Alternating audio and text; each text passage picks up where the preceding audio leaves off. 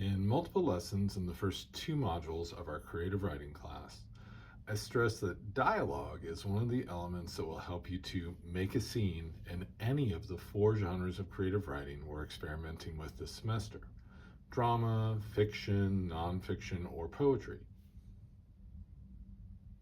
So, what should dialogue do? How does it help us to make a scene? Let's talk about it. And that's truly what we should do when it comes to dialogue, of all things. Talk about it. So let's talk about four shoulds of dialogue. First, dialogue should sound like real people talking, minus the stumbling. Here I'll borrow an excellent line from the author of our textbook, David Starkey, who tells us that dialogue should be conversation's greatest hits, not the outtakes.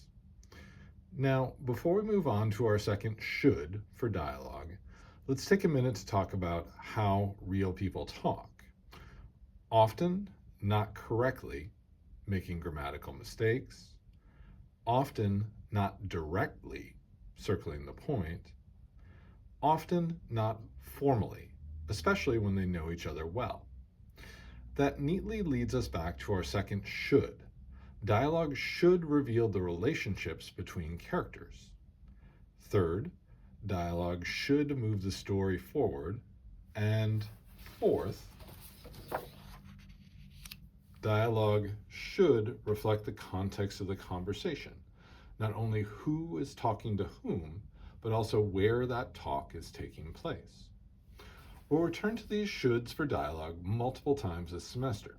You may notice them first, for example, incorporated into the criteria for our making a scene in a public place assignment in our module on drama. And then you might notice that they're inspired in part by one of our readings in our module on fiction, Ernest Hemingway's Hills Like White Elephants. Hey, if you still remember this lesson by the time we get to our module on poetry, you might even notice that they're also inspired in part by one of our readings there, Robert Frost's Mending Wall. Anyway, that's probably plenty on what dialogue should do for now. But before we end this lesson, we should also, yes, talk about what dialogue should look like. One of the reasons I love to assign two texts by Susan Glaspell at the start of the semester, her play Trifles and her short story, A Jury of Her Peers,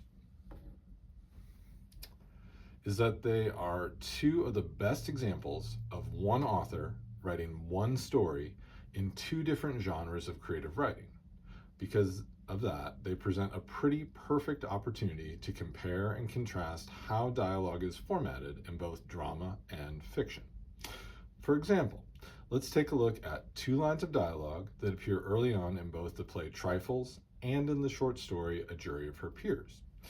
In Trifles, it appears on page 1, and it looks like this. After Glaspell establishes the setting at the start of the scene with a description that lets us know we are in a farmhouse kitchen, where a sheriff named Peters, a county attorney named Henderson, and a witness named Hale are huddled for warmth around the stove, and two women, the wife of the sheriff and the wife of the witness, are standing closer to the door. She writes these two lines of dialogue. County attorney, rubbing his hands. This feels good. Come up to the fire, ladies. Mrs. Peters, after taking a step forward. I'm not cold. Now, in A Jury of Her Peers, the same two lines of dialogue appear on page 2.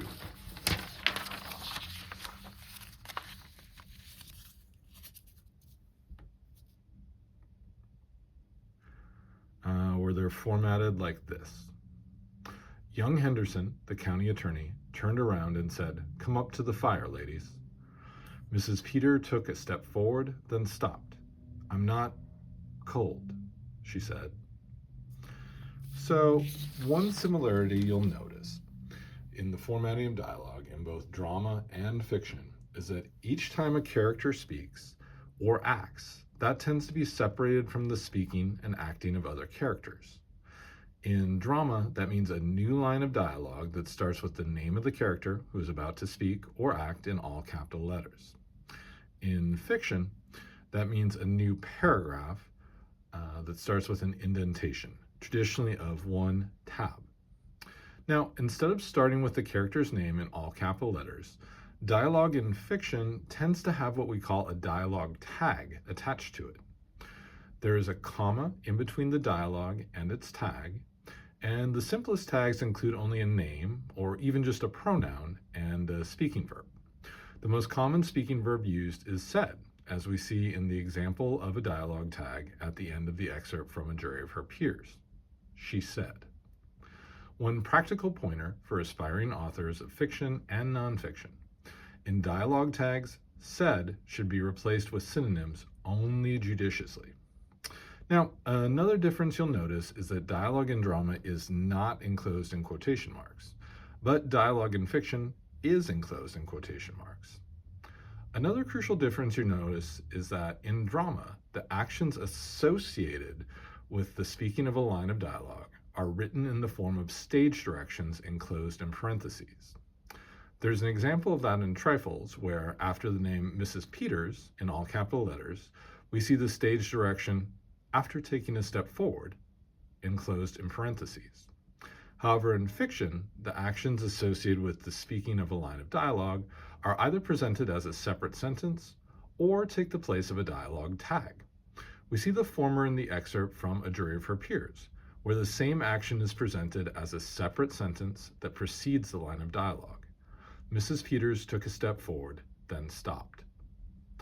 For another longer example of the same lines of dialogue formatted differently in the play and in the story, I recommend checking out the exchange that starts on page 4 of Trifles and on page 5 of A Jury of Her Peers, when the county attorney, Henderson, says, "Here's a nice mess," and ends, for our purposes of comparison and contrast, when the witness, Hale, speaks the crucial line, "Women are used to worrying over trifles."